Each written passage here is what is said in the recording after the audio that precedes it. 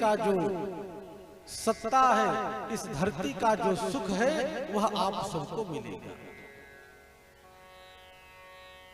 और इस प्रकार से सुंदर शिक्षा दी। ऋषभदेव ने कहा कि नायम देहो देह भाजामृलोके कष्टान कामान अर्हते विडुभुजाये तपो दिव्यम पुत्रकायेन यश्वा शुद्धे दशमाग्रज सौख्यम त्वनंतम। कहा कि बेटा तुम लोग 100 भाई हो, कभी किसी पर अत्याचार मत करना, कभी किसी को सताना नहीं। नायम देहो देह भाजामृलोके, जो बात अपने लिए बुरी लगे प्रयास करो कि वह बात दूसरे को भी न कहो। आत्मनः प्रतिकूलानि परेशान न समाचरे, जो बात हमें अच्छी न लगे उसका प्रयास करें कि वह बात हम दूसरे को भी न कहें। इस प्रकार से सुंदर शिक्षा दिया है ऋषभदेव। ऋषभदेव के पास बड़ी भीड़ होती थी। जैन धर्म में 24वें तीर्थंकर है ऋषभदेव, और भागवत जी में 24 अवतार में एक अवतार है ऋषभदेव जी का। ऋषभदेव ने देखा कि जब उनके पास बहुत भीड़ एकत्रित होने लगी, ऋषभदेव अवधूत बन गए। ऋषभदेव को वर्तमान भूत भविष्य तीनों कालों का ज्ञान था, तो लोग अपने विषय में पूछने आते थे। तो उन्होंने कहा यदि इसी मोह माया में फंस जाऊंगा तब तो यह जीवन बेकार हो जाएगा। 10 दिन तक स्नान ही नहीं करते, वही वस्त्र पहन करके मैला कुचैलता घूमते। और इस प्रकार से ऋषभदेव भगवान के परम पद के अधिकारी बने, भगवान की कृपा मिली। और भरत जी धरती के सम्राट बने, धरती पर राज्य किए। राज्य करते करते इनको वैराग्य जग गया और ये चले गए वन में, और वन में रह करके भगवान की भक्ति करने लगे। एक घटना घटी महाराज। घटना क्या घटी? ये जप करने बैठे हुए थे, सिंह ने उस वन में दहाड़ लगाई और एक हिरणी पेट से थी, और वह हिरणी नदी में छलांग लगाती है और उसका गर्भ नदी में गिर जाता है। नदी पार करके वह मर जाती है, उसका प्राणांत हो गया। अब उस हिरणी के बच्चे को देख करके, यह दशा देख करके राजा भरत जी को बड़ी दया आई, और भरत जी जाकर के उस हिरण के बच्चे को बचाया और उसका लालन पालन करने लगे। आचार्य श्री सुखदेव जी कहते हैं कि भरत जी ने हिरण के बच्चे को बचाया, यहां तक तो ठीक था, लेकिन जो उसके लालन पालन में समय इनका निकलने लगा, ये माया में फंस गए। और कहा कि राजा ऋषभदेव जो शिक्षा दिए थे, जिस शिक्षा को लेकर के यह आए थे कि बेटा ममता में फंसना नहीं, और ये बेचारे राज्य सुख छोड़ करके वन में आए थे हरि भजन को ओटन लगे कपास। और कहते हैं कि उस हिरण के बच्चे में इतनी आसक्ति इनकी बढ़ गई, इतनी आसक्ति इनकी बढ़ गई कि जो भगवान के लिए 10 माला करते थे वह 1-2 माला में ही सिमट गए, और दिन भर उस हिरण के बच्चे में ही इनका समय बीतने लगा। और कहते हैं आचार्य श्री सुखदेव जी, भरत जी उस हिरण के बच्चे से इतना प्रेम करने लग गए, इतना प्रेम करने लग गए कि इनकी भक्ति छूट गई, और एक दिन इनका प्राणांत हो जाता है। उस हिरणी के बच्चे का ध्यान करते हुए इन्होंने शरीर का त्याग कर दिया। दूसरा जन्म हिरण का मिला, हिरण की योनि मिली। कहते हैं कि मनुष्य मरते समय अंत में जिसकी स्मृति करके मरता है वही बनता है, जिसकी स्मृति में मरता है वही बनता है। और इस प्रकार से इनका जो दूसरा जन्म हुआ भरत जी का, वह हिरण के रूप में हुआ। और इनकी भक्ति की कृपा से पूर्व स्मृति बनी रही। जब सारे हिरण के बच्चे हरी हरी घास को चरते थे, खाते थे, तो ये भरत जी हरी घास नहीं खाते थे। आचार्य श्री सुखदेव जी ने कहा कि हरी घासों में छोटे छोटे से कीड़े रहते हैं, इसीलिए यह सोचते थे कि यह अपराध न हो, ये सूखे घासों को चरते थे। और एक दिन जंगल में बांसों के रगड़ से गर्मी का समय आग लगी, सारे हिरण के बच्चे वहां से भग गए, लेकिन ये वहीं पर खड़े रहे और उस अग्नि में जल करके मर गए। और तीसरा जन्म इनका आंगिरस नाम के गोत्र में हुआ। ब्राह्मण परिवार इनको मिला, भक्ति की कृपा, जो पूर्व में इन्होंने भक्ति किया था उसकी कृपा से तीसरा जन्म आंगिरस गोत्र नामक ब्राह्मण के यहाँ जन्म हुआ। और इनको वो तीसरा जन्म भी याद था कि मैं ऋषभदेव का पुत्र था, धरती का सम्राट था। और हिरणी के बच्चे में इस प्रकार से मेरी ममता जुड़ी कि मुझे हिरण योनि मिली। अब तीसरे जन्म में ब्राह्मण कुल में पैदा हुआ, इसीलिए अब हमको इस माया मोह में फंसना ही नहीं। और कहते हैं कि इनके पिताजी पौरोहित्य कर्म करते थे, गायत्री मंत्र याद कराते कराते बेचारे थक गए, लेकिन ये जानबूझ करके सालों भर गायत्री मंत्र सुना नहीं पाए। तो पिताजी को लगा कि यह देखने में बड़ा सुंदर है और पांडित्य कर्म करता तो कितना अच्छा रहता, लेकिन ये तो मूर्ख पैदा हो गया, जड़ पैदा है। तो इनका नाम पड़ गया जड़ भरत। पिताजी का स्वर्गवास हो गया, माताजी भी चली गई। भाइयों का व्यवहार इनके प्रति अच्छा नहीं था, उनको लगा कि इसको बैठ करके कौन खिलाएगा, ये तो मूर्ख है। घर का त्याग कर दिए, जंगलों में अवधूत के वेश में रहने लगे। और कहते हैं कि इस धरती के राजा थे रहुगढ़, और पहले महाराज पालकी चलती थी, पहले गाड़ी घोड़ा की व्यवस्था नहीं थी, तो पहले कहार लोग पालकी लेकर के चलते थे और राजा उसी में बैठ करके एक दूसरे स्थान पर जाते थे। तो जिस वन में राजा रहुगढ़ पालकी पर सवार होकर के जा रहे थे, उसी वन में रहते थे जड़ भरत जी। दो कहार आगे, दो कहार पीछे, और उसमें चलते चलते एक कहार की तबीयत बिगड़ जाती है, बीमार पड़ गया। तो राजा ने आदेश दिया कि इस वन में, इस जंगल में यदि कोई व्यक्ति मिल जाए तो उसको ले आकर के आगे लगा दो इसके स्थान पर।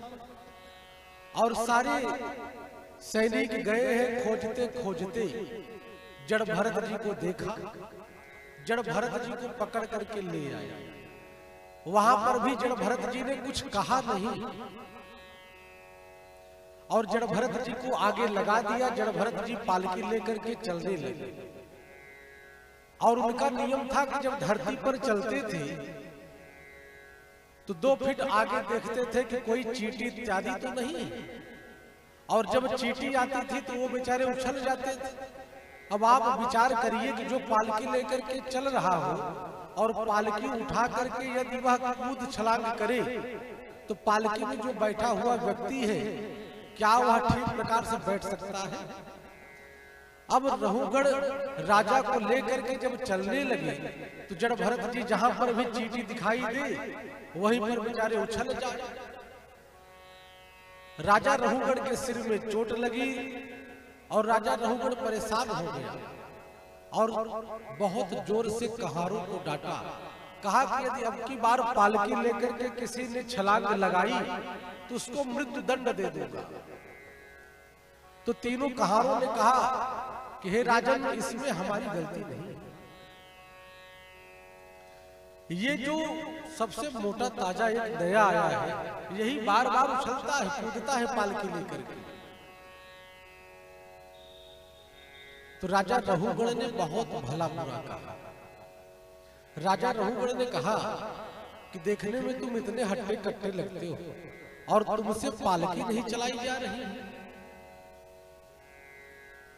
अगर अब की बार तुमने उछल कूद लगाई तो तुम्हें ऐसा दंड दूंगा कि आज तक इतिहास में किसी को मिला ही नहीं होगा। और जड़ भरत जी फिर लेकर के चलने लगे और जड़ भरत जी ने फिर जैसे ही चींटी को देखा उछल गए। राजा रहुगण क्रोध से पागल हो गया और इतनी गालियां देने लगा कि जड़ भरत जी ने विचार किया कि पूरे जीवन में मैंने कहीं बोला ही नहीं, लेकिन यदि आज भी चुप रह गया तो इतिहास में लोग कहेंगे इतने बड़े ज्ञानी थे जड़ भरत जी और वो मौन रह गए। यहां पर अपने मौन को तोड़ दिया और राजा रहुगण जो अभिमानी था और जिसने बड़ा भला बुरा कहा, उसकी वचनों को सुन करके, उसके बातों को सुन करके जड़ भरत जी ने कहा कि हे राजन, आपने कहा तुम इतने हट्टे कट्टे हो, तुमसे पालकी नहीं चलती है। तो कहा कि राजन, जो आत्मा मेरे भीतर है वही आत्मा एक चींटी में भी है। आत्मा का तो कोई वजन होता नहीं। जो आत्मा हाथी में है वही आत्मा एक चींटी में भी है। आत्मा का तो कोई वजन होता नहीं। और मोटा होना पतला होना ये शरीर का धर्म है, आत्मा का धर्म नहीं। आत्मा तो सदैव एक रस रहती है। जब इतना सुना तो राजा रहुगण ने विचार किया कि ये पागल तो नहीं हो सकता है कि कस्तम निगूढ़ाश्चरसि द्विजाला बिभर्षि सूत्रम कतमोऽवधूतः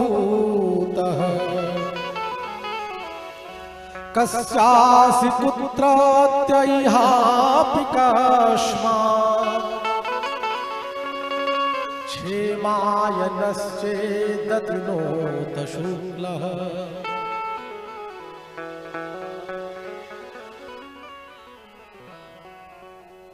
जब जड़ भरत जी ने राजा रहुगण से कहा कि मोटा होना पतला होना ये शरीर का धर्म है, आत्मा का धर्म नहीं है। जो आत्मा चींटी के भीतर है वही आत्मा हाथी के भीतर है, वही आत्मा प्रत्येक जीवात्मा में। जलचर, थलचर, नभचर, नाना जितने भी जीव जंतु हैं सब में वही परमात्मा है। तो वह समझ गए राजा रहुगण। राजा रहुगण ने विचार किया और उनके शरीर पर क्या देखा कि जड़ भरत जी का शरीर बिल्कुल निर्वस्त्र था। कटिप प्रदेश में उन्होंने कौपीन पहन रखी थी, ऊपर जनेऊ देखा, बिभर्षि सूत्रम कतमोऽवधूतः। और जब जनेऊ देखा तो वो समझ गए कि ये ब्राह्मण है, क्योंकि जनेऊ कोई अवधूत तो पहन नहीं सकता है, निश्चित ही ये ब्राह्मण है। और हाथ जोड़ करके राजा रहुगण जड़ भरत जी से कहते हैं कि आप कहीं मेरे गुरु भगवान कपिल ही तो नहीं है जो मेरी परीक्षा लेने यहाँ आ गए? मैं अपने गुरुदेव से मिलने ही जा रहा हूँ। भगवान कपिल के पास राजा रहुगण उनका शिष्य था, ये मिलने जा रहा था। तो राजा रहुगण ने कहा कि कहीं मेरे गुरु ही तो नहीं है आप? तो जड़ भरत जी ने कहा कि फिर तू गलती करता है, जो तू है वही मैं हूं, मुझ में और तुझ में कोई अंतर नहीं।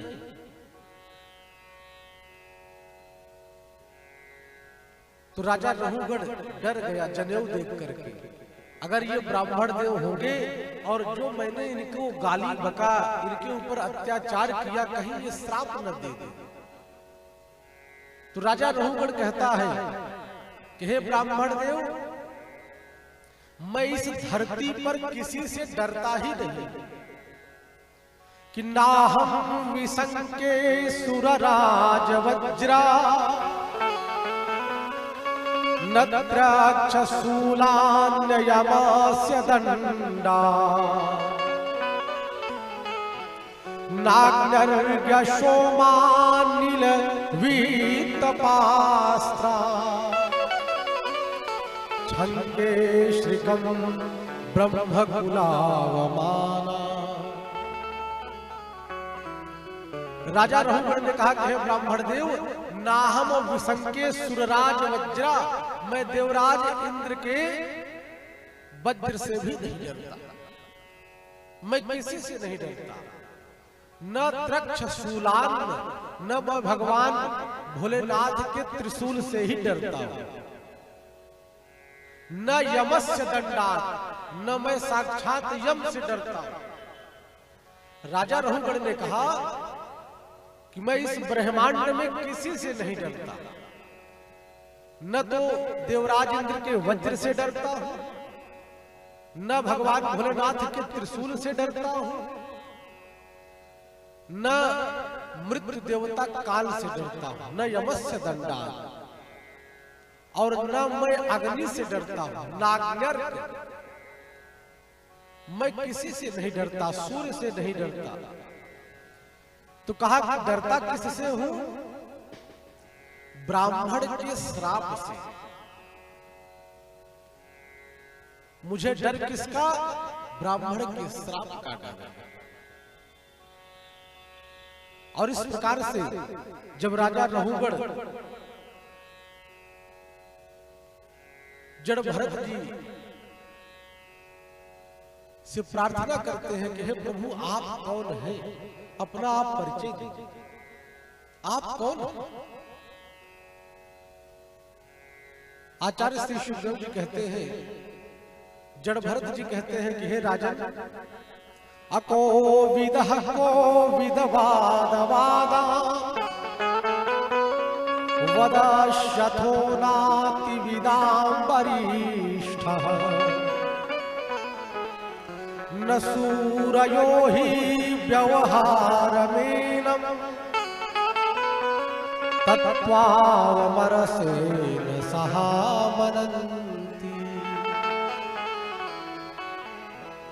यहां पर राजा रहुगण और जड़ भरत जी से संवाद हुआ।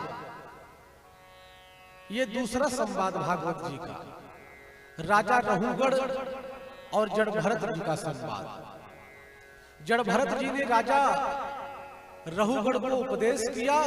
रहुगण ने कहा कि हे गुरुदेव, हे ब्राह्मण देव, आप चाहे जो भी हैं, आपने कहा कि जो आत्मा मेरे भीतर है वही आत्मा चींटी के भीतर है, तो क्या आप मेरी पालकी को लेकर के चल रहे थे? आपके शरीर में श्रम नहीं लग रहा था? शरीर को कष्ट नहीं हो रहा था? अगर शरीर को कष्ट होगा तो शरीर के भीतर रहने वाली आत्मा को भी कष्ट पहुंचेगा। लोग कहते हैं कि हमारे आत्मा में कष्ट पहुंच गया। तो जड़ भरत जी ने कहा कि हे राजन, आत्मा तो शुद्ध है, मुक्त है, शाश्वत है।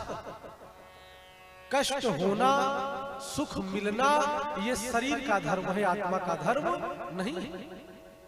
ये शरीर का धर्म है। क्यों? क्योंकि शरीर तो मरण धर्म है, आत्मा तो शाश्वत है। तो राजा रहुगण ने कहा कि हे ब्राह्मण देव, क्षमा करें, जैसे मान लो कि अग्नि जलाई गई और उस अग्नि के ऊपर किसी पात्र को रखा गया और उस पात्र में जल डाल दिया गया और उस जल में चावल डाल दिया गया, तो क्या चावल पकेगा नहीं? तो उसी प्रकार जब इस शरीर में आत्मा रह रही है तो शरीर को कष्ट जब पहुंचेगा तो क्या आत्मा को कष्ट नहीं मिलेगा?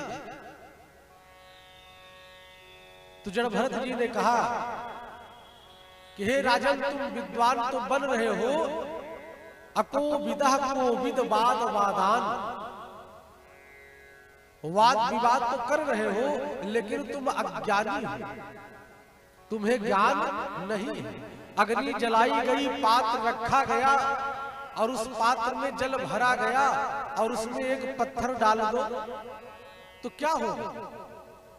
कुछ समयोपरांत वह जल भी अपने स्वरूप में अवस्थित हो जाएगा। जल का स्वभाव है शीतल होना और पत्थर जो का त्यों रहेगा। उसी प्रकार जितने भी सुख है, दुख है, क्लेश है, रोग है, ये सब शरीर के हैं, आत्मा के नहीं। फिर यहां पर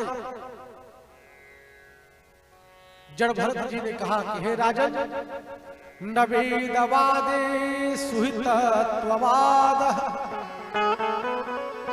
प्रायेण शुद्धो न चकास्ति साधु। कहा कि एक होता है लौकिक व्यवहार और एक होता है वैदिक व्यवहार। न तो लौकिक व्यवहार ही सत्य है और न तो वैदिक व्यवहार ही सत्य है, क्योंकि वेद वाक्य भी अधिकतर गृहस्थ जनोचित ज्ञान ही प्रदान करते हैं। क्योंकि वेद में चारों वेदों को मिलाकर के 1,00,000 मंत्र है। ऋग्वेद, यजुर्वेद, अथर्ववेद और सामवेद, चारों वेदों को मिलाकर के 1,00,000 मंत्र है, जिसमें 60,000 मंत्र केवल कर्मकांड के। बड़ी प्यारी बात यहां पर कहते हैं जड़ भरत जी ने कहा, न वेद वादे सुहितत्ववाद, न तो लौकिक व्यवहार सत्य है न तो वैदिक व्यवहार सत्य है।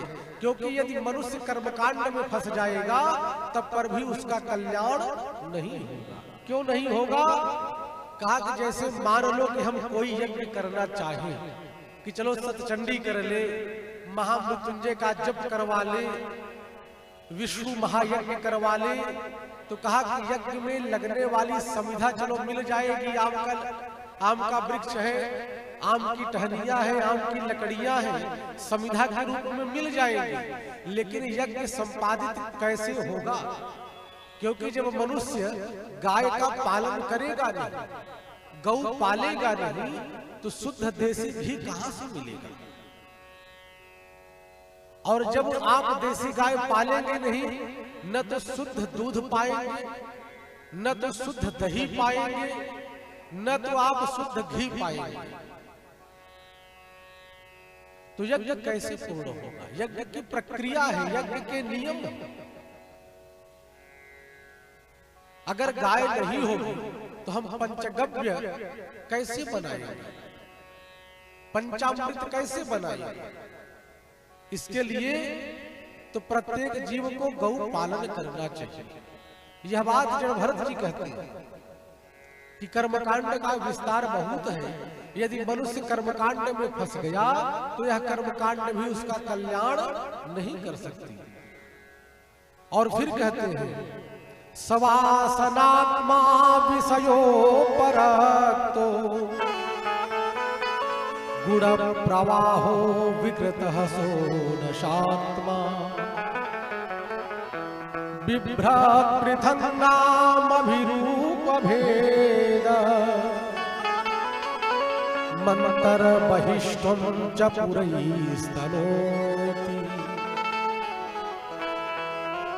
कहा कि यह जो मनुष्य शरीर मिला है, मनुष्य का जो शरीर है, बड़े ही एकाग्रचित्त होकर के कथा को श्रवण करेंगे तभी समझ में आएगी।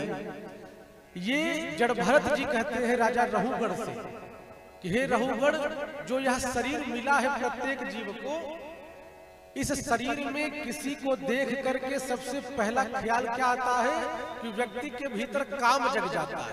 पहला ख्याल, जैसे ही आपने किसी को देखा, इसीलिए माताओं का जो स्थान है वो सबसे ऊंचा बताया गया, क्योंकि ये वात्सल्यमयी है, करुणामयी है। इसीलिए महाराज मनु ने कहा यत्र नार्यस्तु पूज्यन्ते रमन्ते तत्र देवता।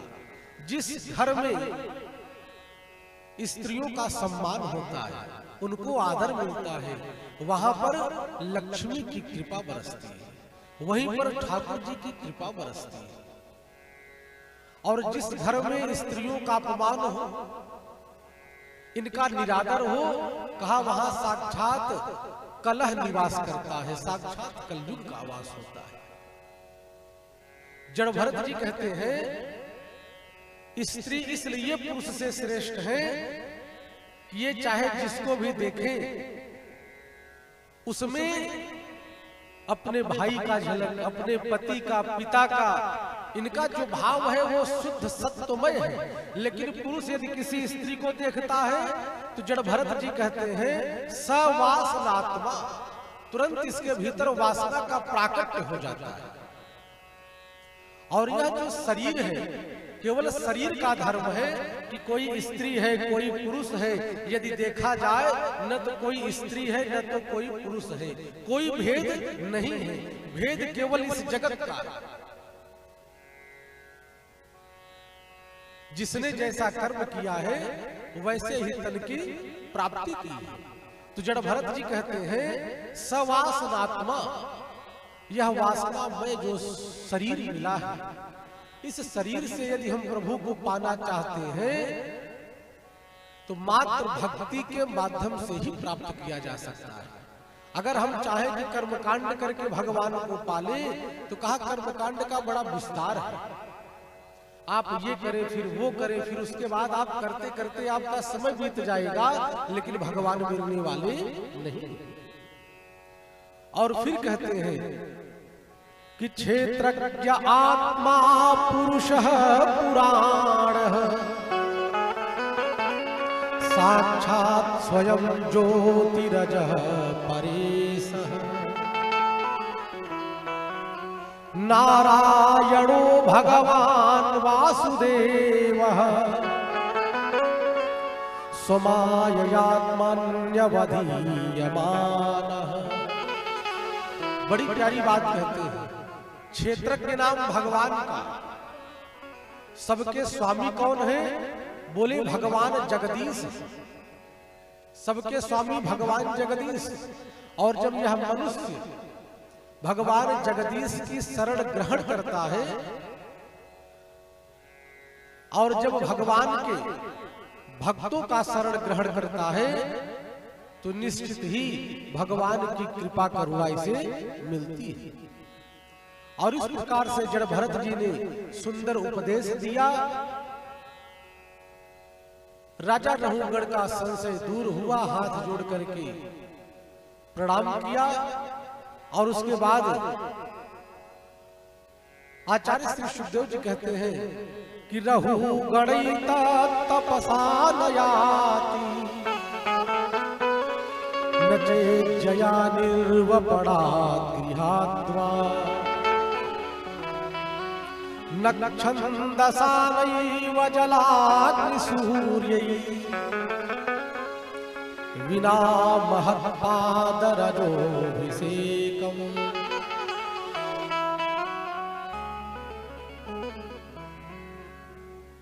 जड़ भरत जी ने बड़ा सुंदर उपदेश दिया। राजा रहुगढ़ से जड़ भरत जी ने कहा कि हे राजन, यदि इस धरती पर कोई अपना श्रेयस चाहता है, कल्याण चाहता है, बिना महत्पादरजोऽभिषेकम्, बिना महापुरुषों की संगति किए, बिना महापुरुषों के चरणों की धूलि को प्राप्त किए भगवान मिल नहीं सकते। बड़ा प्यारा भाव। ब्रज के एक संत कहते हैं कि रे मन पापी पाप कर, पाप करे सुख हो, जो तू न पाप करे दुख मिलेंगे तो।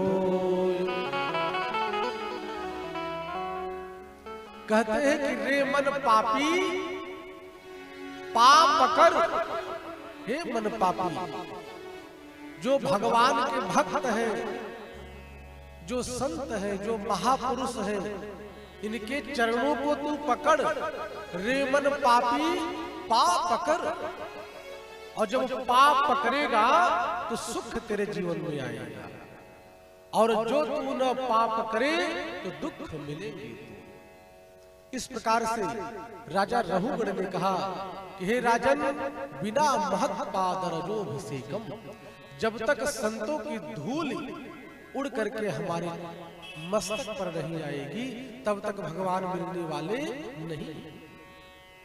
और फिर अपना परिचय यहाँ पर जड़ भरत जी ने दिया, कहा कि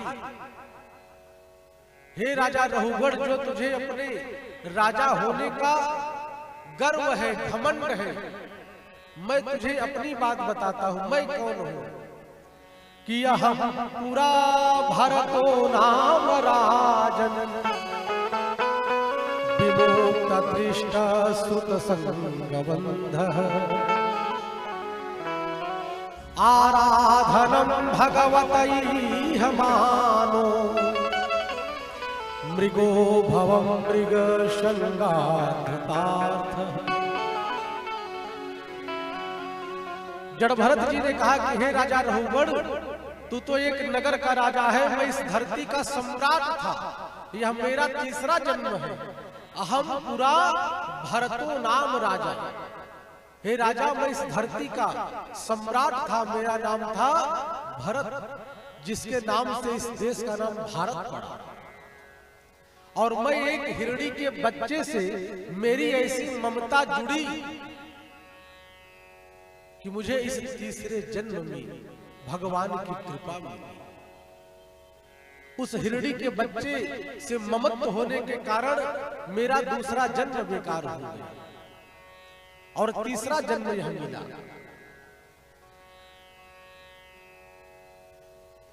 अहम पुरा भरतो नाम राजा।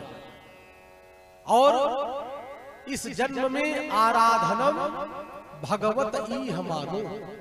तो हे राजन, मेरा यही कहना है, यदि भगवान की आराधना करोगे तो भगवान की आराधना करने से ही प्रत्येक जीव का कल्याण। बिना भगवान की आराधना किए किसी का भी कल्याण नहीं है। बोलो भक्तवत्सल भगवान की जय।